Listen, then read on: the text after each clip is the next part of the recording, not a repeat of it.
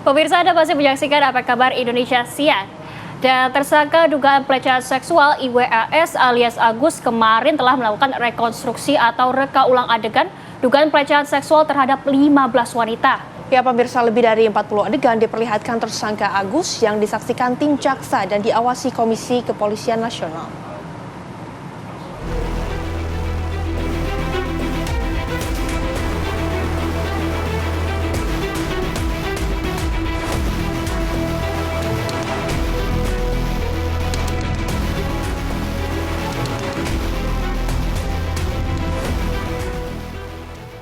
Proses rekonstruksi atau reka ulang adegan dugaan pelecehan seksual yang dilakukan oleh tersangka penyandang disabilitas Agus digelar di 3 lokasi pada hari Rabu. Lokasi pertama adalah Taman Udayana, tepatnya di sisi utara teras Udayana. Lalu homestay atau penginapan tempat Agus melakukan aksinya terhadap korban. Lokasi selanjutnya, kawasan Islamic Center yang menjadi lokasi terakhir Agus diantar usai dari penginapan. Lebih dari 45 adegan dipraktekkan tersangka Agus di hadapan para penyidik dan juga tim Jaksa Kejaksaan Tinggi Nusa Tenggara Barat. Rekonstruksi sendiri atas arahan Jaksa Penuntut Umum untuk memperjelas kronologi kejadian dan memastikan kesesuaian keterangan para korban dan saksi. Polisi menegaskan bahwa rekonstruksi ini merupakan bagian dari upaya pengumpulan bukti untuk proses hukum lanjutan. Dari 3 lokasi yang kita lakukan di dalam BAP, sebenarnya ada 28 adegan yang tertuang dalam BAP yang kita skenario-kan. Tetapi saat ini berkembang di lapangan itu ada 49 adegan. Hal ini disampaikan karena ada perkembangan perbuatan yang dilakukan oleh tersangka itu mengembang di lapangan. Ini kami laksanakan, kenapa? Karena kami mengakomodir keterangan-keterangan yang diberikan oleh tersangka dan perbuatan yang dilakukan di 3 TKP. Ini adalah hak dari tersangka, kami akan mengakomodir itu, dan ini menjadikan bahan kami untuk pertimbangan untuk nanti disampaikan di persidangan nanti. Jadi dari versi korban itu yang aktif adalah tersangka, tetapi tadi kita lakukan olah TKP yang aktif adalah dari versi korban. Kuasa hukum tersangka, pendamping korban, serta tim Jaksa Penuntut Umum serta Kompolnas hadir dalam rekonstruksi ini. Kompolnas mengawasi penanganan kasus pelecehan seksual yang melibatkan penyandang disabilitas. Pengawasan dilakukan untuk memastikan penanganan kasus berjalan sesuai ketentuan serta penegakan hukum yang berkeadilan bagi semua pihak termasuk korban dan juga pelaku dengan kebutuhan khusus. Tapi yang kami lakukan adalah sebatas bahwa penyidik sudah proper atau tidak. Jadi tidak hanya menangani tersangka, tetapi juga menangani korbannya. Ini dua-duanya adalah kelompok rentan. Jadi penyidik harus memahami bagaimana menangani seseorang sebagai tersangka yang kelompok rentan maupun korban perempuan kelompok rentan.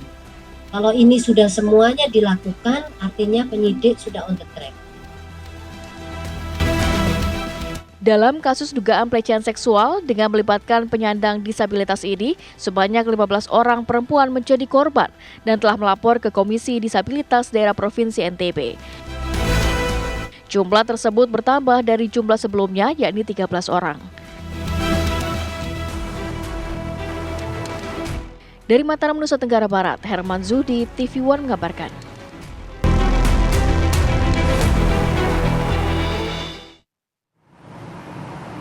Ya pemirsa, untuk mengetahui perkembangan terkini sudah bersama kami Bapak Joko Jomadi sebagai Ketua KDD NTB. Selamat siang Pak. Selamat siang Mbak. Ya, baik Pak Joko, ini kalau kita lihat kemudian reka adegan kemarin sudah dilakukan. Ini tanggapannya dari Pak Joko sendiri seperti apa melihat kasus ini Pak?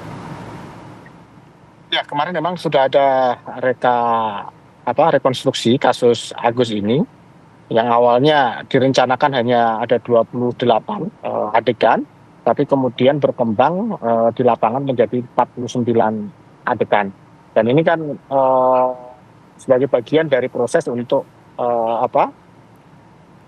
pemenuhan permintaan dari jaksa.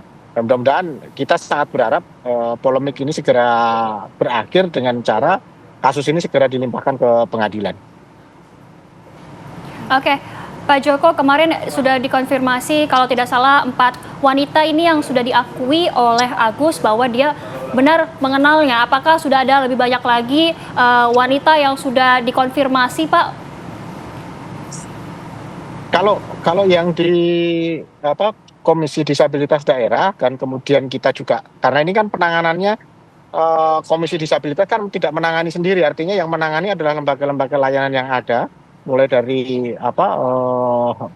PPHM, kemudian ada Senyumpuan, ada Satgas PPKS Unram, ada PKBI Mataram, ada Lembaga Perlindungan Anak yang kemudian mendampingi para korban. Yang saat ini yang sudah terkonfirmasi, artinya yang bersedia untuk memberikan kesaksian di kepolisian itu totalnya ada 8 orang. Tetapi yang sudah di BAP di kepolisian itu ada 7 orang. Sehingga masih ada 1 orang lagi mungkin hari Senin akan datang ke Polda untuk memberikan keterangan soal kasus yang dia alami.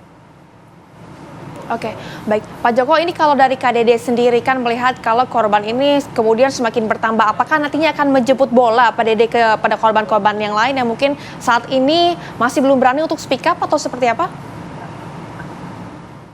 Ya, ini memang ranahnya yang menjadi tugas dari teman-teman ini tadi.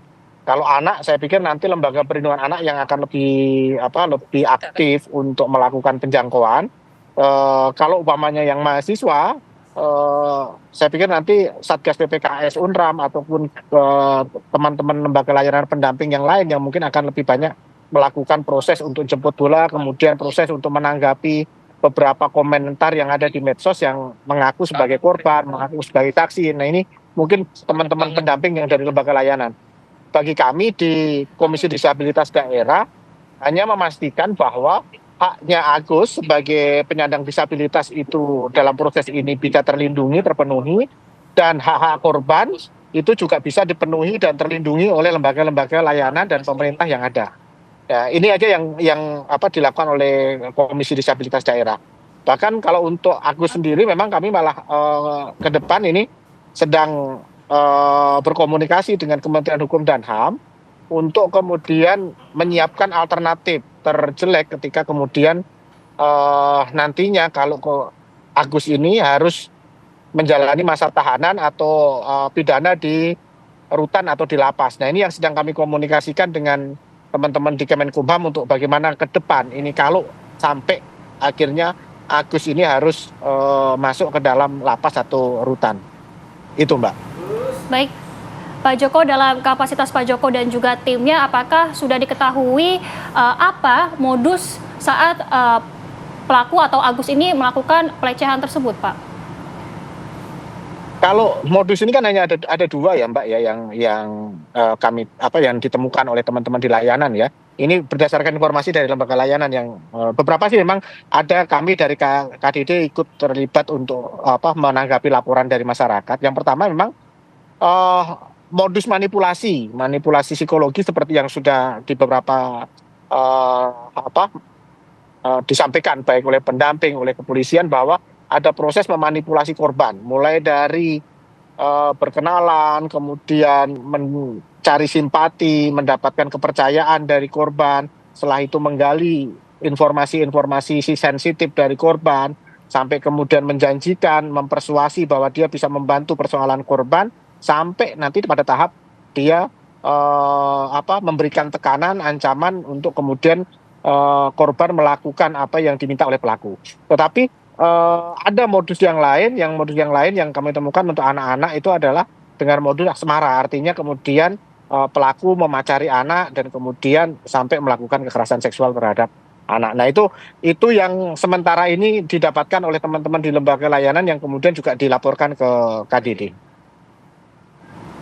Baik, Pak Joko, ini kalau kita lihat kan korbannya perempuan begitu ya, rata-rata dengan rentan usia yang cukup bervariasi. Tapi Pak, kemudian sudah ada komunikasikah dengan dari Komnas HAM di Jakarta atau seperti apa, Pak?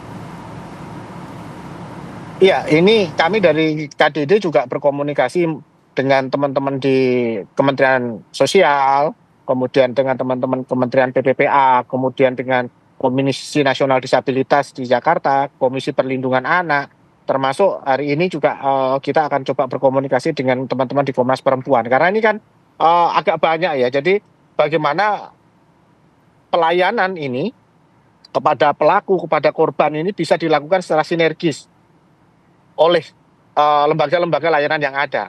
Sehingga memang tugas kami di Komisi Disabilitas kemudian bagaimana melakukan koordinasi dan mengintegrasikan layanan dari semua lembaga layanan yang dimiliki oleh pemerintah dan masyarakat ini. Baik, Pak Joko, ini kan informasinya kalau tidak salah ada 2 korban yang di bawah umur atau masih anak-anak ya. Dari pihak Bapak sendiri nantinya akan mencoba untuk memberikan dukungan psikologis kah atau seperti apa, Pak? Untuk yang anak-anak itu sepenuhnya sudah ditangani oleh teman-teman di Lembaga Perlindungan Anak Kota Mataram. Untuk layanan psikologisnya itu nanti kalau memang LPA nanti kewalahan untuk menangani ini, teman-teman dari LPSK juga sudah bersedia untuk membantu penanganan, termasuk tadi juga kita komunikasikan dengan KPAI dan Kementerian PPPA juga sudah siap untuk membantu, termasuk Kemensos. Jadi ini kerjanya kerja bareng semua ini. Jadi ada penanganan untuk korban, penanganan untuk pelaku dilakukan secara terintegrasi dengan lembaga layanan yang ada di pemerintah maupun di masyarakat. Baik, Pak Joko, terima kasih waktunya sudah berbincang bersama dengan kami di Apa Kabar Indonesia Siang, dan semoga ini juga kasus ini segera diberikan titik terang, dan kami juga tentunya masih terus menunggu update selanjutnya. Terima kasih Pak Joko, selamat kembali beraktivitas.